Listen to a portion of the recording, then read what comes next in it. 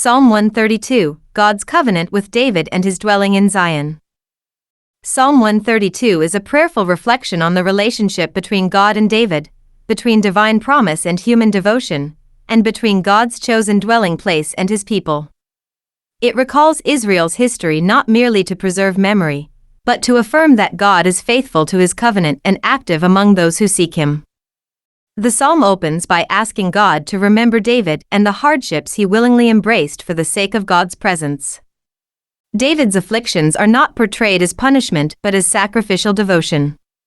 He bound himself by oath to give no rest to his own comfort until a dwelling place was secured for the Lord. This language emphasizes the intensity of David's desire that God's presence be honored at the center of Israel's life. It highlights a heart ordered toward God's glory rather than personal ease, showing that genuine love for God expresses itself in costly obedience.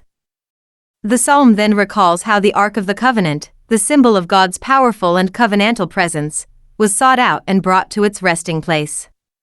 The people speak collectively, remembering how they heard of it and found it, and they invite one another into worship.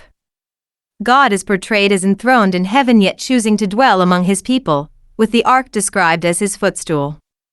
The prayer that the priests be clothed with righteousness and that the faithful shout for joy underscores that worship must be grounded in holiness and results in gladness. Righteousness is not merely ceremonial but reflects a life aligned with God's will, and joy flows naturally from being in his presence. The psalm then appeals to God on the basis of his promises to David, asking that he not turn away the face of his anointed king. This appeal is rooted not in the worthiness of any ruler, but in God's faithfulness to his word.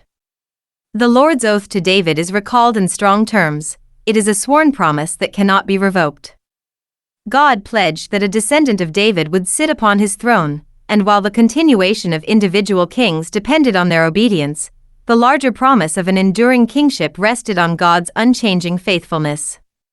As the psalm progresses, the focus shifts from David's desire to God's own choice.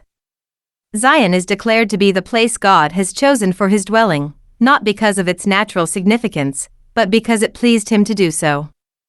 God describes it as his resting place forever, emphasizing his intention to remain with his people. From this dwelling flows blessing, provision for the needy, salvation for those who serve before him, and joyful praise from the faithful. These promises reveal a God who cares for both the material and spiritual well-being of his people and who brings life and rejoicing where he dwells. The psalm reaches its climax with the promise that the strength of David's line will grow and that a lamp will be prepared for God's anointed. The imagery of the horn and the lamp speaks of power, continuity, and hope. While enemies will be covered with shame, the crown of the anointed king will flourish. This language points beyond any single historical king to a lasting fulfillment, where God's chosen ruler reigns securely and triumphantly. This vision of an enduring, victorious king ultimately finds its fulfillment in Christ, the anointed Son of David, whose reign is established by God and whose kingdom does not pass away. Taken as a whole, Psalm 132 testifies that God delights to dwell with his people, honors those who seek him sincerely, and remains unwaveringly faithful to his covenant.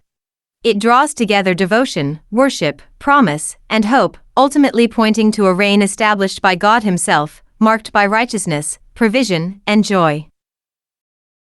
Psalm 132, a song of ascents.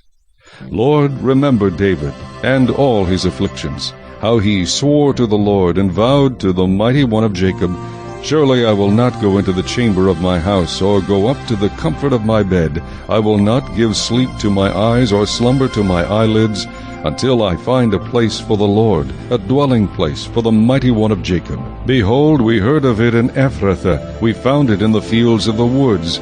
Let us go into his tabernacle, let us worship at his footstool. Arise, O Lord, to your resting place, you and the ark of your strength. Let your priests be clothed with righteousness, and let your saints shout for joy. For your servant David's sake, do not turn away the face of your anointed. The Lord has sworn in truth to David, he will not turn from it. I will set upon your throne the fruit of your body, if your sons will keep my covenant and my testimony which I shall teach them. Their sons also shall sit upon your throne forevermore. For the Lord has chosen Zion. He has desired it for his dwelling place. This is my resting place forever. Here I will dwell, for I have desired it. I will abundantly bless her provision. I will satisfy her poor with bread. I will also clothe her priests with salvation, and her saints shall shout aloud for joy. There I will make the horn of David grow. I will prepare a lamp for my anointed. His enemies I will clothe with shame, but upon himself his crown shall flourish.